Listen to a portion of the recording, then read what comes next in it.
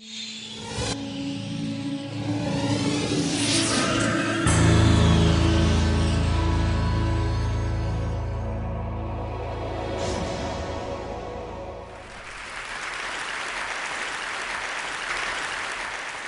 was here 4 years ago, and I remember at the time that the talks weren't put online. I think they were given to TEDsters in a box set of DVDs, which they put on their shelves where they are now. And actually, Chris called me a week after I'd given my talk and said, "We're going to start putting them online. Could we put yours online?" I said, "Sure." And 4 years later, as he said, it's been seen by it's been downloaded 4 million times. So I suppose you could multiply that by 20 or something to get the number of people who've seen it. And as Chris says, there is a hunger for videos of me. You know.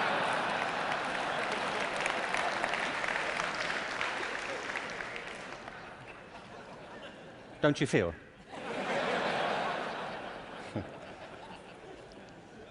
So this whole event has been an elaborate build-up to me doing another one for you, so here it is.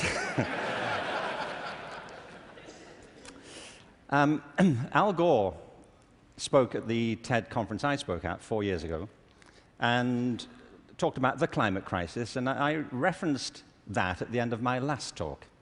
So I want to pick up from there, because I only had 18 minutes, frankly. And so as I was saying,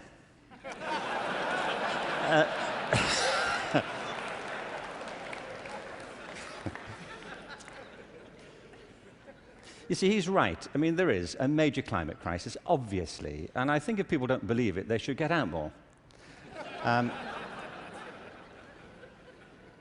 But I believe there's a second climate crisis, which is as severe, which has the same origins, and that we have to deal with the same urgency. And I mean by this, and you may say, by the way, look, I'm good. You know, I have one climate crisis. I don't really need a second one. But this is a crisis of not natural resources, though I believe that's true, but a crisis of human resources. I believe fundamentally, as many speakers have said during the past few days, that we make very poor use of our talents. Very many people go through their whole lives having no real sense of what their talents may be, or if they have any to speak of. I meet all kinds of people who don't think they're really good at anything. Actually, I kind of divide the world into two groups now. Jeremy Bentham, the great utilitarian philosopher, once spiked this argument. You know, he said there are two types of people in this world: those who divide the world into two types, and those who do not. Well, well, I do. And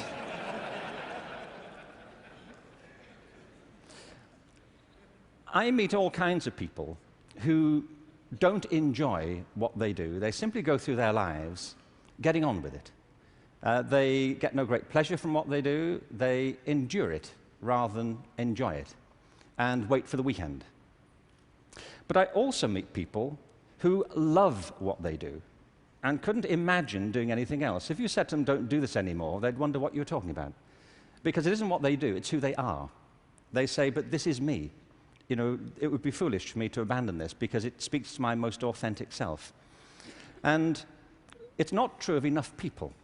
In fact, on the contrary, I think it's still true of a minority of people.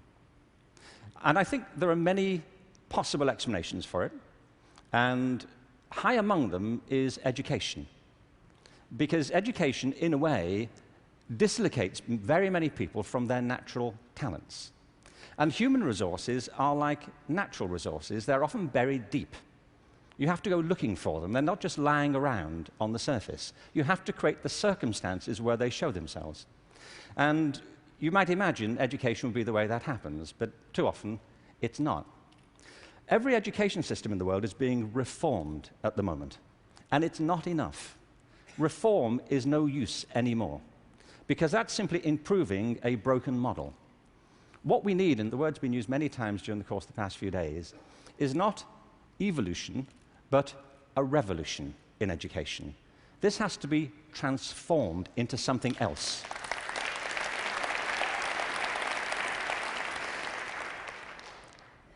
one of the real challenges is to innovate fundamentally in education. Innovation is hard because it means doing something that people don't find very easy for the most part. It means challenging what we take for granted, things that we think are obvious. The great problem for reform or transformation is the tyranny of common sense. Things that people think, well, they can't be done any other way because that's the way it's done.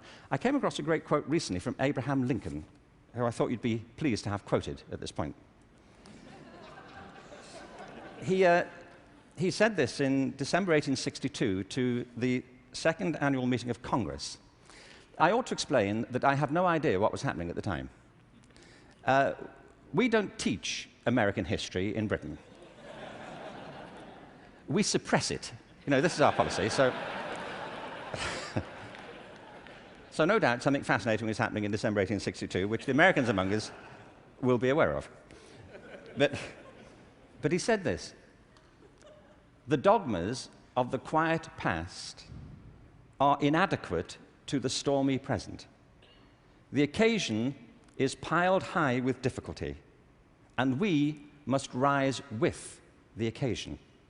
I love that. Not rise to it, rise with it. As our case is new, so we must think anew and act anew. We must disenthrall ourselves, and then we shall save our country. I love that word, disenthrall. You know what he means? That there are ideas that all of us are enthralled to, which we simply take for granted as the natural order of things, the way things are.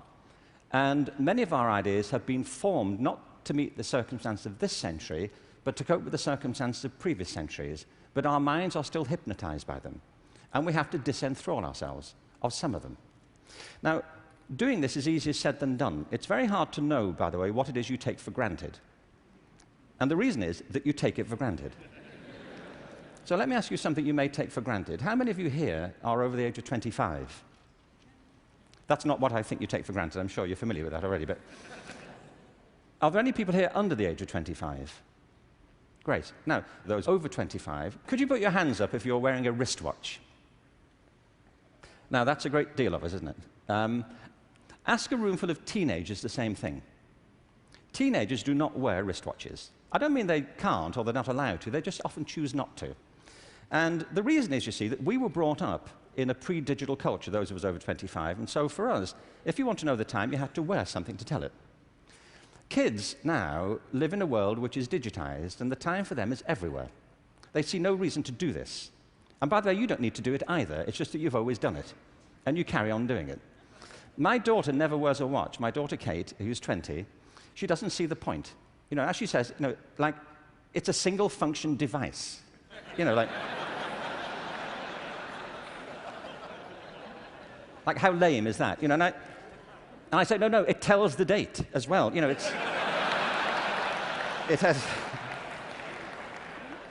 has multiple functions. But you see, there are things we're enthralled to in education. Let me give you a couple of examples. One of them is the idea of linearity. That it starts here, and you go through a track, and if you do everything right, you will end up set for the rest of your life. Everybody who's spoken at TED has told us implicitly or sometimes explicitly a different story, that life is not linear, it's organic. We create our lives symbiotically as we explore our talents in relation to the circumstances they help to create for us. But you know, we have become obsessed with this linear narrative, and probably the pinnacle for education is getting you to college. I think we are obsessed with getting people to college. Certain sorts of college. I don't mean you shouldn't go to college, but not everybody needs to go, and not everybody needs to go now. Maybe they go later, not right away. I was up in San Francisco a while ago doing a book signing. There was this guy buying a book. He was in his 30s, and I said, "What do you do?" And he said, "I'm a fireman." And I said, "How long have you been a fireman?" He said, "Always. I've always been a fireman." And I said, "Well, when did you decide?" He said, "As a kid." He said, "Actually, it was a problem for me at school, because at school, everybody wanted to be a fireman." He said, "But I wanted to be a fireman." You know, and he said, "When I got to the senior year of school, my teachers didn't take it seriously. This one teacher didn't take it seriously." He said, "I was throwing my life away if that's all I chose to do with it. That I should go to college, I should become a professional person, I had great potential, and I was wasting my talent to do that. And he said it was humiliating because he said it in front of the whole class, and I really felt dreadful. But it's what I wanted. And as soon as I left school, I applied to the fire service, and I was accepted. And he said, you know, I was thinking about that guy recently, just a few minutes ago when you were speaking about this teacher. He said, because 6 months ago, I saved his life. He said he was in a car wreck, and I pulled him out, gave him CPR, and I saved his wife's life as well. He said, I think he thinks better of me now.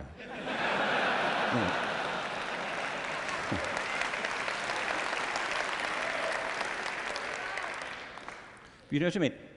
Human communities depend upon a diversity of talent, not a singular conception of ability. And at the heart of our challenges, at the heart of the challenge is to reconstitute our sense of ability and of intelligence. This linearity thing is a problem. When I arrived in LA about 9 years ago, I came across a policy statement, very well intentioned, which said college begins in kindergarten. No, it doesn't.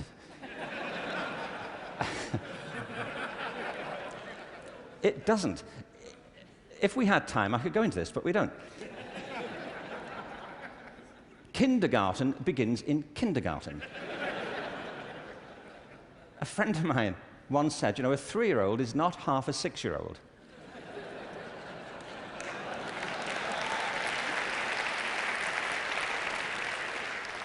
They're 3. But as we just heard in this last session, there's such competition now to get into kindergarten, to get to the right kindergarten, that people are being interviewed for it at 3. Kids sitting in front of unimpressed panels, you know, with their resumes. Flicking through it, saying, what, this is it?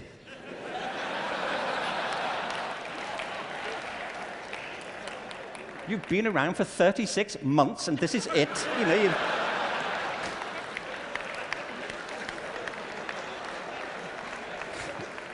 you've achieved nothing. I mean, spent the first 6 months breastfeeding, what I can say. I mean, see, it's outrageous as a conception, but it tracks through. The other big issue is conformity. We have built our education systems on the model of fast food. This is something Jamie Oliver talked about the other day. You know, there are 2 models of quality assurance in catering. One is fast food, where everything is standardized. The other are things like Zagat and Michelin restaurants, where everything is not standardized. They're customized to local circumstances. And we have sold ourselves into a fast food model of education. And it's impoverishing our spirits and our energies as much as fast food is depleting our physical bodies.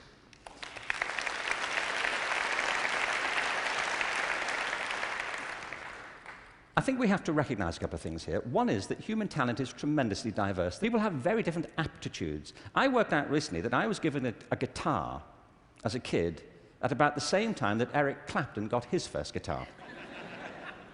You know, it worked out for Eric, that's all I'm saying. You know, in a way, it did not for me. I could not get this thing to work, you know. No matter how often and how hard I blew into it, you know, it just wouldn't work. But it's not only about that, it's about passion. Often people are good at things they don't really care for. It's about passion and what excites our spirit and our energy. And if you're doing the thing that you love to do, that you're good at, time takes a different course entirely.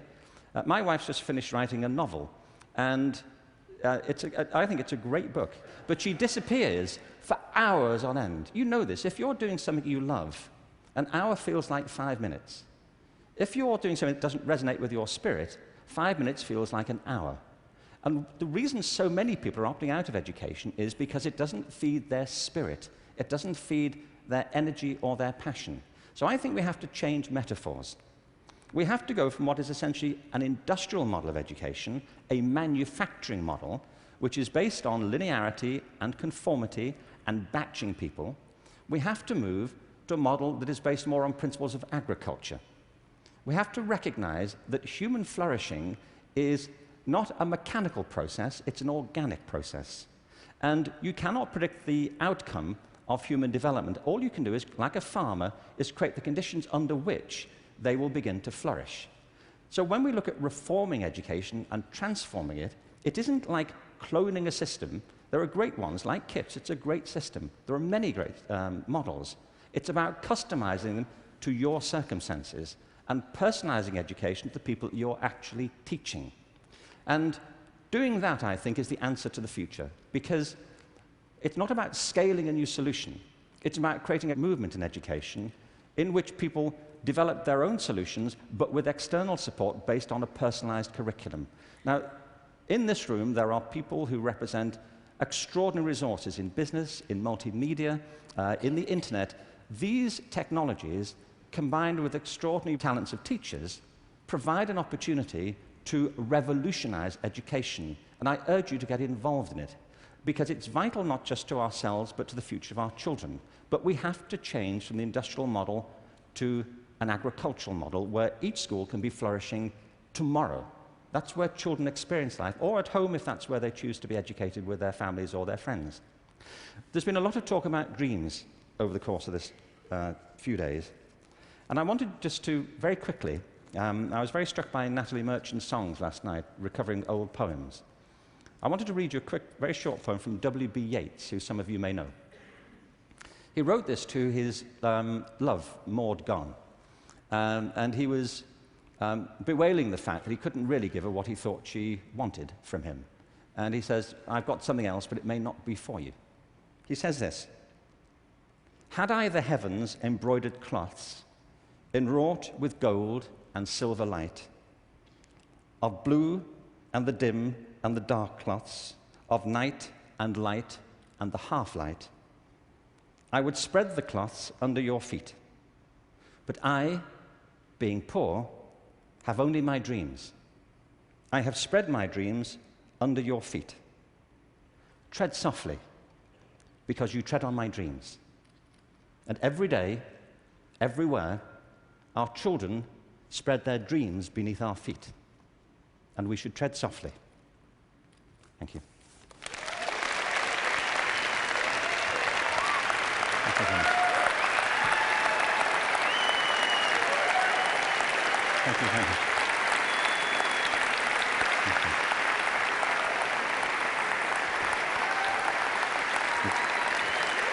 Thank you very much.